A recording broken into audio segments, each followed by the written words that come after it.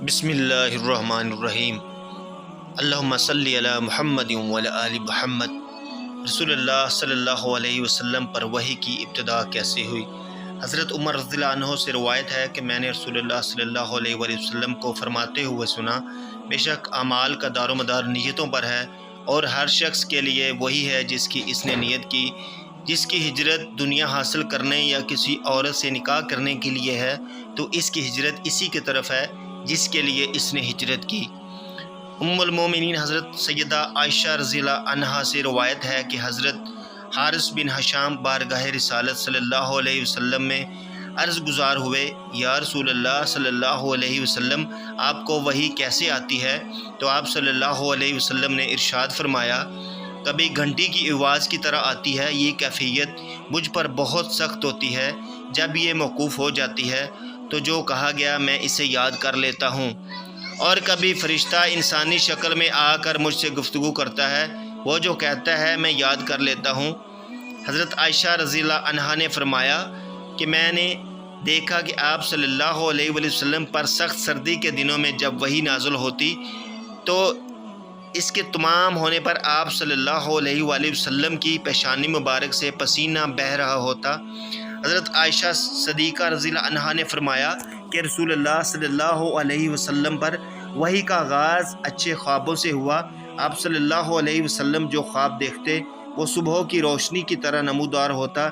پھر آپ صلی اللہ علیہ وآلہ وسلم تنہائی پسند کرنے لگے اور غار حرا میں تنہائی اختیار فرمانے لگے، اور وہاں کئی راتیں ٹھہر کر عبادت کرتے۔ آپ صلی اللہ علیہ وسلم کا شانہ اقدس سے کھانے پینے کا سامان لے جا کر وہاں قیام کرتے، پھر حضرت سیدہ خدیجہ رضی اللہ عنہا کے پاس لوٹتے تھے تو وہ پھر اسی طرح کچھ دنوں کا توشہ تیار فرما دیتی، یہاں تک کہ اچانک غار حرا میں آپ کے پاس حق آ گیا۔ فرشتے نے آپ صلی اللہ علیہ وسلم کی خدمت میں حاضر ہو کر عرض کیا، پڑھیے۔ حضرت عائشہ رضی اللہ عنہا فرماتی ہیں کہ آپ صلی اللہ علیہ وسلم نے فرمایا، میں پڑھنے والا نہیں ہوں۔ اس نے مجھے پکڑ کر زور سے بھینچا، پھر چھوڑتے ہوئے عرض کی، پڑھیے۔ میں نے کہا، میں پڑھنے والا نہیں ہوں۔ اس نے مجھے پکڑ کر دوبارہ بڑے زور سے بھینچا، پھر چھوڑتے ہوئے عرض کی کہ پڑھیے۔ میں نے کہا، میں پڑھنے والا نہیں۔ اس نے مجھے پھر تیسری مرتبہ زور سے بھینچا اور کہا، پڑھیے، اپنے رب کے نام سے جس نے پیدا کیا آدمی کو خون کی پھٹک سے بنایا، پڑھیے۔ اور آپ صلی اللہ علیہ وآلہ وسلم کا رب بڑا کریم ہے۔ رسول اللہ صلی اللہ علیہ وسلم ان آیات کو لے کر واپس لوٹے۔ آپ صلی اللہ علیہ وآلہ وسلم کا دل کانپ رہا تھا۔ پس حضرت خدیجہ رضی اللہ عنہا کے پاس تشریف لائے اور فرمایا، مجھے کمبل اڑھا دو، مجھے کمبل اڑھا دو۔ انہوں نے کمبل اڑھا دیا، یہاں تک کہ خوف کی کیفیت دور ہوئی کہ حضرت خدیجہ رضی اللہ عنہا کو واقعہ کی اطلاع دیتے ہوئے فرمایا، مجھے اپنی جان کا ڈر ہے۔ حضرت خدیجہ رضی اللہ عنہا نے فرمایا کہ خدا کی قسم، اللہ عز و جل آپ کو کبھی رسوا نہیں کرے گا، کیونکہ آپ صلی اللہ علیہ وآلہ وسلم صلہ رحمی کرتے ہیں، کمزوروں کا بوجھ اٹھاتے ہیں، محتاجوں کو کما کر دیتے ہیں، مہمانوں کی میزبانی کرتے ہیں، اور راہ حق میں آنے والے مصائب برداشت کرتے ہیں۔ پھر حضرت خدیجہ رضی اللہ عنہا آپ صلی اللہ علیہ وسلم کو ساتھ لے کر ورقہ بن نوفل بن اس دبن عبدالغری کے پاس آئیں، جو آپ رضی اللہ عنہا کے چچا زاد تھے اور دور جاہلیت میں نصرانی ہو گئے تھے، عبرانی زبان میں کتابت کرتے تھے، اور جو توفیق الہی ہوتی انجیل سے لکھتے۔ اس وقت بہت بوڑھے اور بینائی سے محروم ہو چکے تھے۔ حضرت خدیجہ رضی اللہ عنہا نے فرمایا، اے میرے بھائی، اپنے بھتیجے کی بات سنیے۔ تو ورقہ نے آپ صلی اللہ علیہ وسلم سے کہا، اے بھتیجے، تم کیا دیکھتے ہو؟ رسول اللہ صلی اللہ علیہ وسلم نے جو دیکھا تھا وہ بیان فرما دیا۔ بس ورقہ نے آپ صلی اللہ علیہ وسلم سے کہا، یہ تو وہی ناموس، وہی لانے والا فرشتہ ہے جو اللہ تعالیٰ نے حضرت موسیٰ علیہ السلام پر اتارا تھا۔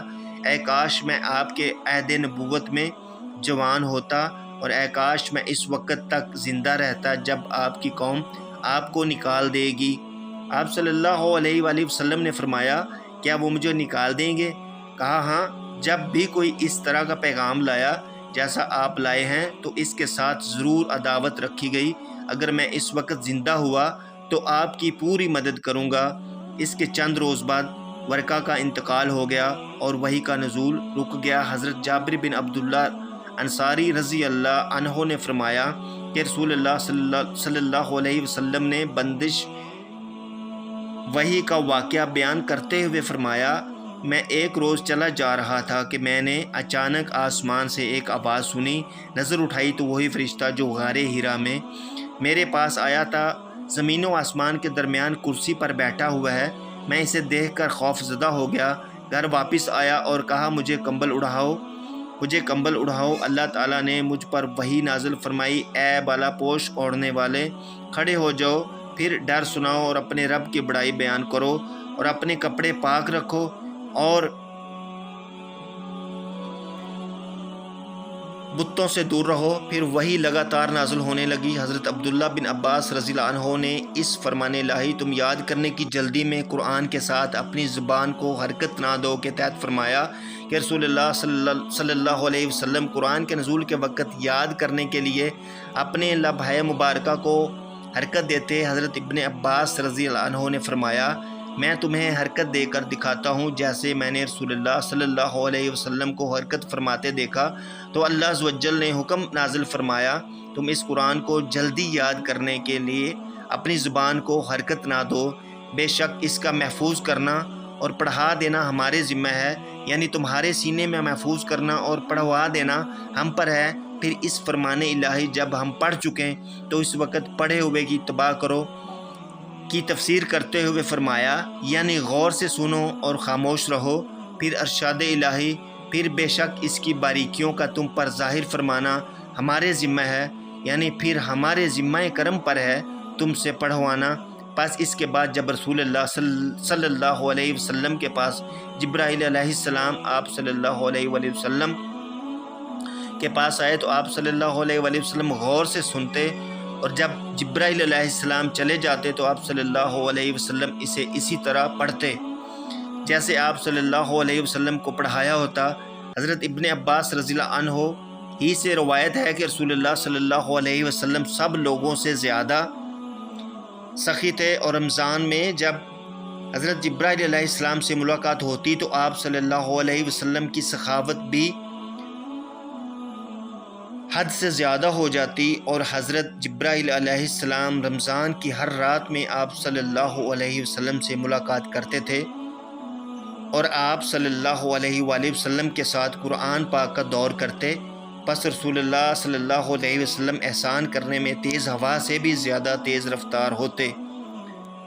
خدا حافظ دوستو، آپ نبی کریم صلی اللہ علیہ وآلہ وسلم پر کروڑوں درود و سلام۔ اللہم صلی علی محمد وعلی آل محمد۔ چینل کو لائک، شیئر اور سبسکرائب کرنا نہ بھولیے گا۔ اللہ حافظ دوستو۔